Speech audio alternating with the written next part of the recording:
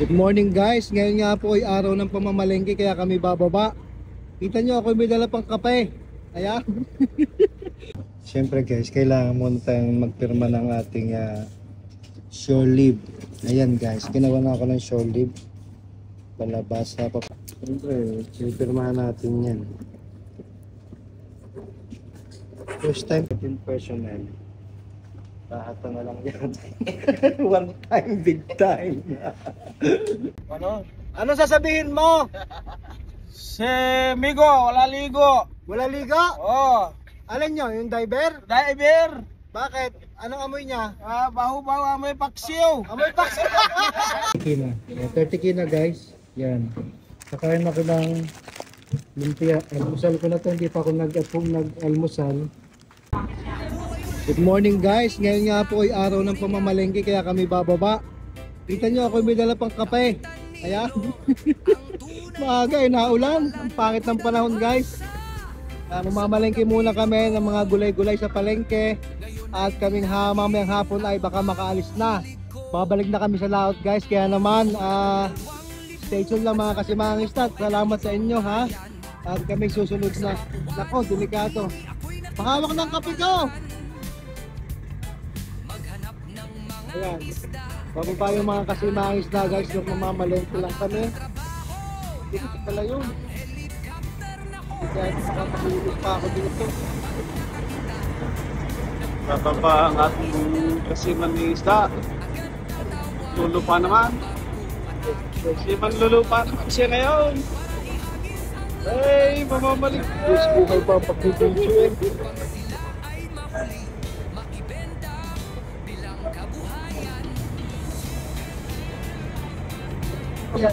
Dadah. Tang tarara. Kamay. Yes. Yes. Larga. Ganito talaga guys ang aming pagbaba. Talagang kahirapan pagka medyo magulong-gulong maalon. At kami ay yan. Dito ako sa unahan.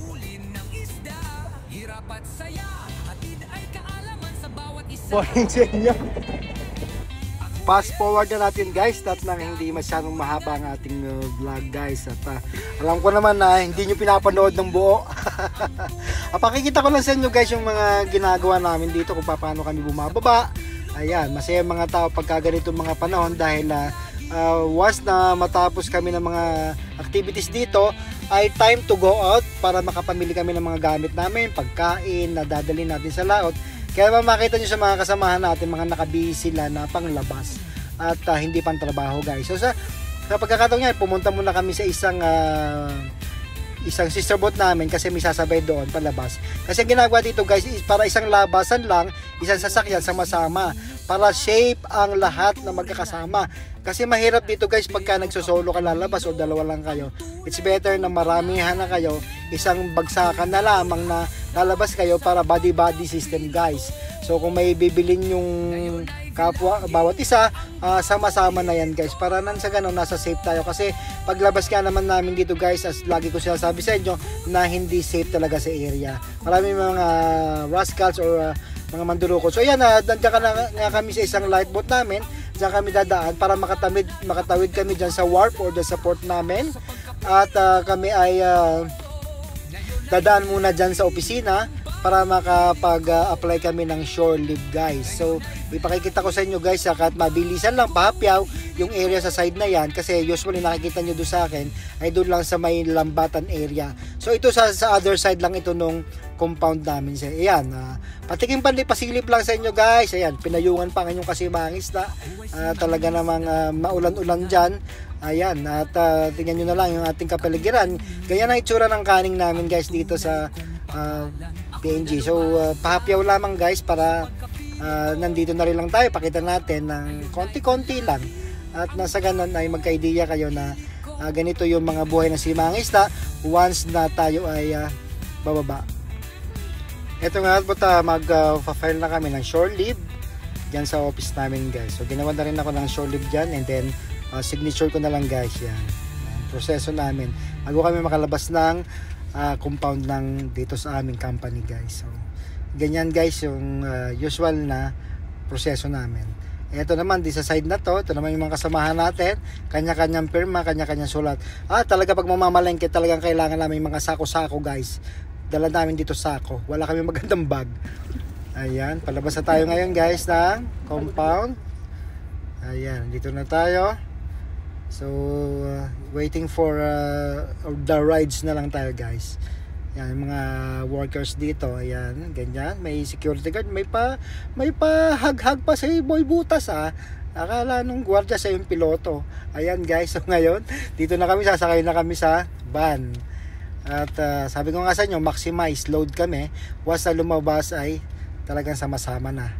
Para safe, masaya, at nasa ganon ay, ang sasakyan natin ay isang bagsakan lamang guys. Hindi na tayo masyadong magasto sa vessel, sa vehicle, para kami ay intact lamang.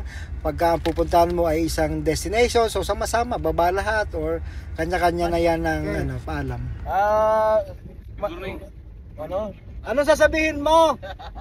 Si Migo, wala ligo. Wala ligo? Oh, Alin nyo, yung diver? diver. Bakit?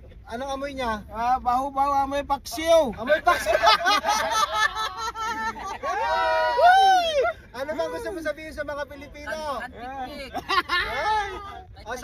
Sabihin mo kung ano gusto mo sabihin. Kamusta kayo dyan? Sabihin mo kamusta? Tapos na. This one, Benji Boy, antik-tik. Aker, amigo ha. Walang leg. Pangit na ulo migo eh.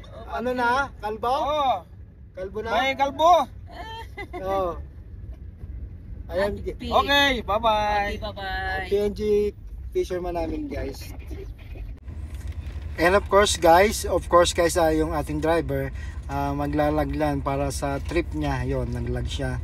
So sinortcut na nga natin. Dito tayo ngayon sa Papindo. So order kami dyan kasi first hindi pa ako nag-break pass, kaya ayan, nag-drive ako sa lumpia, kaya naman yan kakain muna ako ng lumpia dyan. At medyo sabi ko nga, hindi naman lahat ng pagkain sa barko ay yung tipong usual na nabibili natin dito, katulad yan. Ayan, syempre wala namang ganyan sa barko, kaya naman nagkikrave tayo, so bili tayo dyan. Pag nakalabas, at least kahit pa paano nakakakain tayo ng iba naman putahe. Hindi naman sa dahil ang ating kasyonero, syempre kung puro karne lang, puro isda talaga. Pero pag naubusan na kami ng guys ng food supply, so puro isda talaga. So ngayon, pagka ganitong pagkakataon, kami na may nakakain yan. Wow, kain ng lumpia ang kasimanging isda yan. So medyo binastruck ko na, na lang ako guys, nag voice over para sa ganon matakel ko lahat, kasi pagka napakahaba na nga ng video, hindi naman talaga napapanood lahat. Sayang talagang effort, lalo na ngayon sa content monetization guys. Mas malaki pa yung kita ng pictures lang, kaya ngayon medyo ito naman for the purpose na awareness, para may matutunan din yung mga kasimangista natin, baka sakali may gustong pumunta rin dito na magjo-join sa atin sa company. So ayan guys, so kaya naman nag-share lang naman tayo ng mga idea dito kung saan ano ang meron dito sa company, ano ang meron dito sa bansa, ano may expect mo. So ayan guys, sabi nga, sharing is caring. So kailangan natin sa pamamagitan ng pagbablog, nakakapagbigay tayo ng konting impormasyon or tulong sa nagkaroon ng magkaalaman ng ating mga kasimangisda. Ayan guys, babayad tayo dyan. At ang conversion means ngayon yata nasa 13 na. Ang isang kina ay 13 pesos guys. So ayan, bumili tayo ng lumpia dito na worth 5 kina. So nasa 65 pesos isang piraso ng lumpia. So ngayon, babayad naman ako dito sa ano naman ito, sa tawag dito, ano ba binili ko dito? Isa pang nakalimutan ko ng tawag doon. Basta yun na yun, baon ko sa laot guys. So medyo may mental block ako minsan eh. Yan, nakabalik na kami guys. Nakarating na kami dito sa pier. Ayan, kanya-kanyang buhat na kami. Yan, ganito, sako-sako lang ito namimili namin. Yan ang pinaka-bag. So lilipat kami, pupunta kami sa aming barko. So yan, nandito ng aming taxi. May sundo na kami guys, yun. Hintay na. So hindi na ako nakapag-vlog sa palengke, nakakatakot kasi baka ba-snatch yung cellphone ko. Yan, mga pinamili namin mga gulay. Yan. Ganito guys, pagka kami ay pabalik na sa laot, kanya-kanya na kami pamimili. At the same time, yung pangkalahatan, pinamimili na namin. Kaya marami laging mga gulay at prutas bago kami umalis.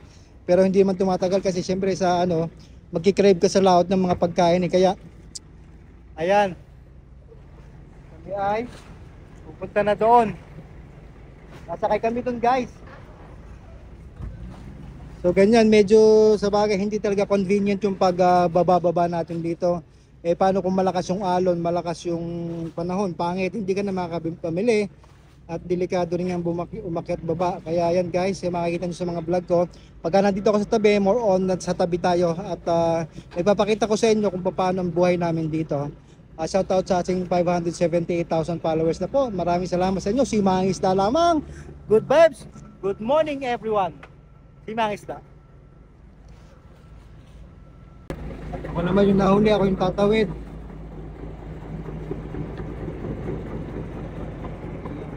Natakot lang ng tumawid.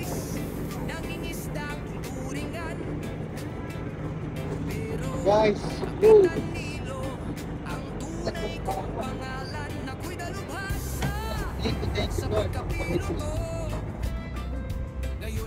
Laga naman.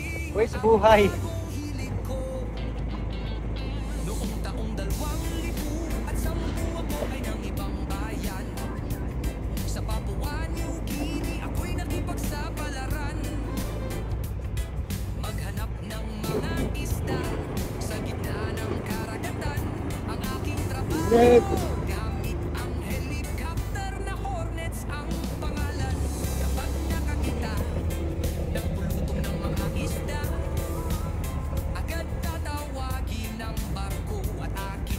Ayun, nandun na si Jessica at saka si Hornet. Buti ka lumata.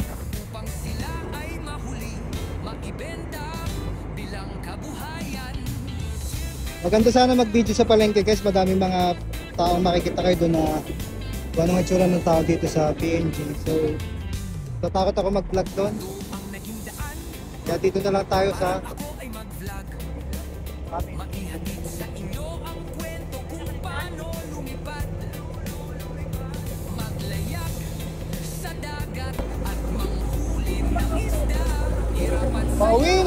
pauwi na mga kasimang isda, nakapamalengke na guys, nakapamalengke na.